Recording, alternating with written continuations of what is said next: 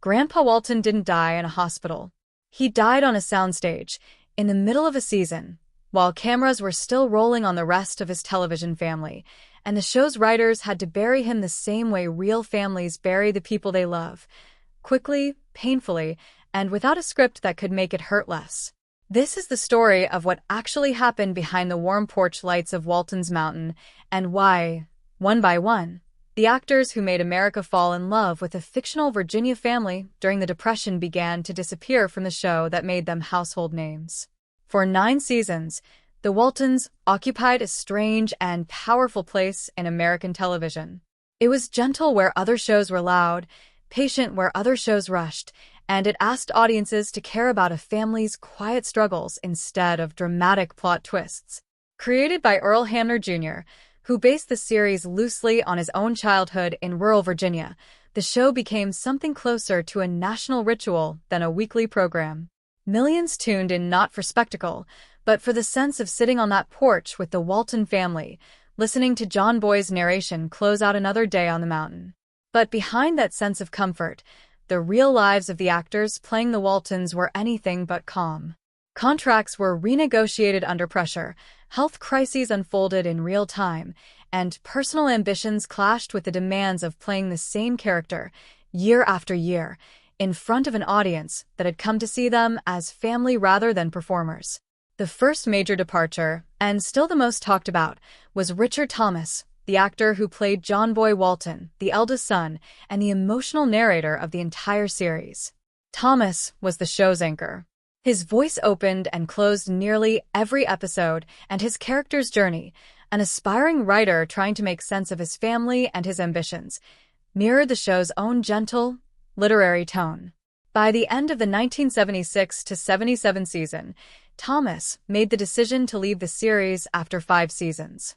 In interviews conducted years later, including material archived by the Television Academy Foundation's Archive of American Television, Thomas explained that his reasons were layered. He wanted to expand into film work and stage acting, worried that staying too long in a single role would define the rest of his career before it had even properly started. There was also a deeply personal factor. His wife, Alma, gave birth to twin daughters during this period, and Thomas has spoken about wanting more flexibility in his life than a lead role in a weekly drama could offer. The production tried to accommodate him for a time, but ultimately the departure became permanent. CBS and Lorimar Productions made the difficult choice to recast the role rather than write John Boy out of existence, and actor Robert Whiteman stepped into the part for the show's final 2 seasons. Audiences noticed the change immediately, and letters poured into the network expressing confusion and even anger. It remains one of the most discussed recastings in American television history, not because Whiteman performed poorly, but because Thomas had so thoroughly embodied the emotional center of the show that no replacement could fully replicate what viewers had grown attached to. Not long after Thomas's departure, the show faced a loss that no contract negotiation could have prepared them for. Will Geer, who played the beloved Grandpa Zebulon Walton, had lived an extraordinary and complicated life before ever setting foot on Walton's Mountain. Geer had been blacklisted during the McCarthy era for his political associations, and by the time he joined the Waltons, he was already in his 70s, bringing decades of hard-won wisdom to a role that audiences adored. In April 1978, Geer died of respiratory failure. His death was not the result of a slow decline hidden from the public. It came while the show was still airing, and the production made the difficult decision to write Grandpa's death into the storyline rather than simply removing him quietly. The episode dealing with Grandpa's passing was handled with the same restraint that defined the series, focusing not on spectacle but on the quiet devastation of loss within a tight-knit family. For the cast, many of whom had grown genuinely close to Geer during years of filming together, the loss was real, and it changed the emotional texture of the show permanently. Interviews with cast members over the years have described Geer as a mentor figure both on and off camera, someone who treated the younger actors, including Richard Thomas and Cami Codler, with the same warmth his character showed on screen. Around this same period, Ellen Corby, who played Grandma Esther Walton, suffered a serious stroke in 1976 that left her with impaired speech and mobility. Rather than recast the beloved character or write her out entirely, the production made an unusual and, at the time, quite progressive decision. They wrote Corby's real recovery into the show itself, having Grandma Walton suffer a stroke on screen and slowly regain her strength across subsequent episodes, mirroring what the actress herself was experiencing in real life.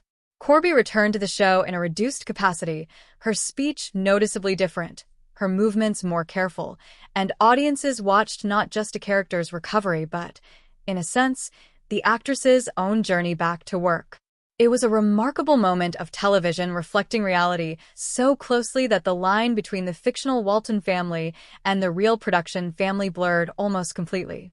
Corby continued with the show for several more years despite the lingering effects of the stroke, and her resilience became, for many longtime fans, one of the most quietly moving aspects of the show's later seasons. Michael Learned, who played matriarch Olivia Walton, made her own choice to step back from the series after several seasons, though her departure unfolded differently than Thomas's clean break. Learn has spoken in interviews about wanting to pursue other acting opportunities and feeling that she had told the story of Olivia Walton as fully as she could within the constraints of a long-running family drama. Rather than removing her character abruptly, the show's writers again used illness as a narrative bridge, giving Olivia a bout of tuberculosis that required her to leave the family story well after the original series ended, but her regular presence on the show diminished significantly in its final seasons. She has described the experience of playing Olivia Walton as one of the most meaningful of her career, even as she felt the need to move beyond it professionally, a tension that many actors in long-running series eventually face. Gratitude for the role that made them known, paired with a fear of being permanently defined by nothing else. Ralph Waite, who played family patriarch John Walton Sr., also stepped away before the series concluded, taking on writing and directing work rather than continuing purely as an actor within the show. Waite had ambitions beyond performing, and the Waltons gave him the platform and industry credibility to pursue directing opportunities both within the show's own episodes and in other projects. His absence from the final season left a noticeable gap, since John Walton Sr. had functioned as the steady moral center of the family alongside Olivia, but Waite returned for the series finale, allowing the show to close out its original run with some sense of the family made whole again, at least for one last episode.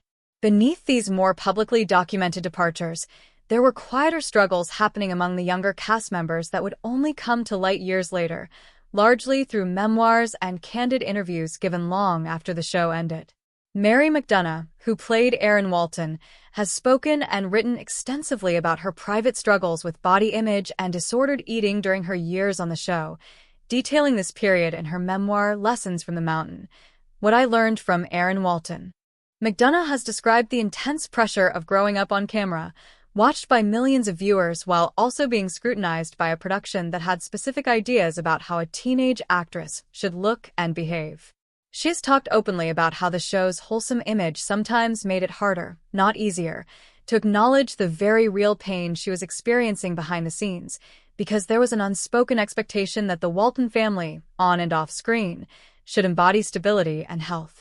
Her story adds a more complicated layer to the show's legacy, revealing that the same close-knit environment that gave many cast members a sense of family could also create pressures that were difficult to escape or even name at the time. Judy Norton, who portrayed Mary Ellen Walton, remained with the series for its entire run, but she too has spoken in later interviews about the strange experience of transitioning from a real teenager into an adult while inhabiting the same character for nearly a decade. Norton has described the difficulty of separating her own identity from Mary Ellen's, a challenge shared by several of the younger cast members who spent their formative years playing versions of themselves that the public came to think of as entirely real. John Walmsley, who played musically inclined son Jason Walton, similarly stayed for the bulk of the series, though he has spoken about wanting the freedom, later in his career, to explore music more seriously outside the confines of the character that had defined his adolescence. Cami Codler, who played youngest daughter Elizabeth, remained with the show from childhood through its conclusion and has since become one of the most thoughtful public voices reflecting on what it meant to grow up as part of the Waltons. In interviews and retrospectives, Codler has emphasized both the genuine warmth of the set, describing relationships among the cast that extended well beyond the cameras and the unusual nature of processing a real childhood while playing a fictional one that so many viewers felt they knew intimately. She has spoken about attending the funerals of cast members like Will Geer as a young girl, experiencing real grief inside a professional environment that rarely had space built in for it. What emerges from all of these individual stories, when placed side by side, is not a single dramatic scandal but something more human and, in some ways, more affecting. The actors of the Waltons left the show, or reduced their involvement, for reasons that range from ambition to illness to grief to the simple, unglamorous need to grow beyond a role that had once defined them. Richard Thomas wanted a career and a life beyond John Boy.